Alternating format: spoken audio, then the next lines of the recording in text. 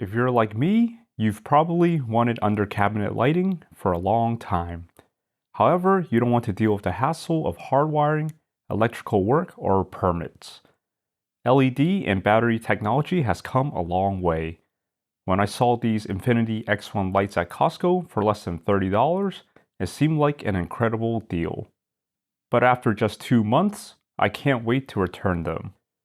Keep watching to find out why I fell out of love with them so quickly.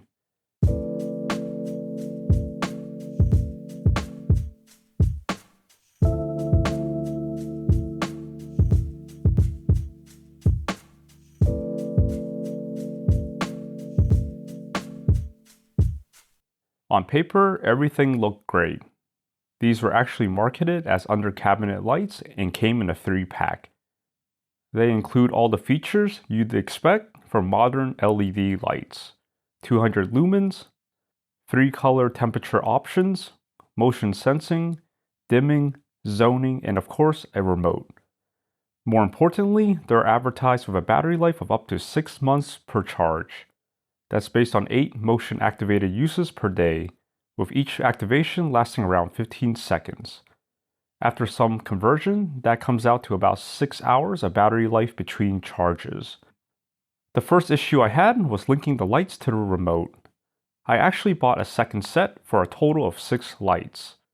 The included instructions were terrible, and getting all 6 lights connected to one remote in the same zone was ridiculously complicated. It was so half-baked that I honestly don't even remember how I finally got it working. Regardless, I mounted the lights under the cabinets, tested them, and turned them off.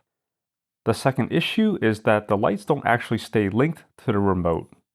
Just a few days later, the second time I turned them on, the light above the microwave had already lost its connection. All 6 lights were set up exactly the same. Same brightness, same zone, no motion sensing, and all are controlled by the remote. All of the buttons are on the top side, so nothing was touching them or accidentally resetting them. A few days later, a second light lost connection. This one also had a completely drained battery. Even after recharging it, it's still no longer connected to the remote. As the weeks went by, the remaining lights lost their connections one by one. As of recording this video, this is the only light that still remains linked. The third issue is battery life. These lights just don't seem to hold a consistent charge between units. One died after about a week. Another lasted about 2 months. That tells me they're discharging at different rates, whether you use them or not. In my case, I only turned these lights on and off 4 or 5 times over the last 2 months, for a combined total of maybe 10 minutes of use. That's nowhere close to the advertised 6-month battery life. Finally, the 3M adhesive holding this light bar in place isn't very good. As you can see here, the adhesive itself failed. It wasn't because the cabinet surface was dirty. These lights weigh almost nothing, so this really leaves me scratching my head. On top of that, the magnetic clip that holds the light in place has very weak retention. One small bump and the light falls right off.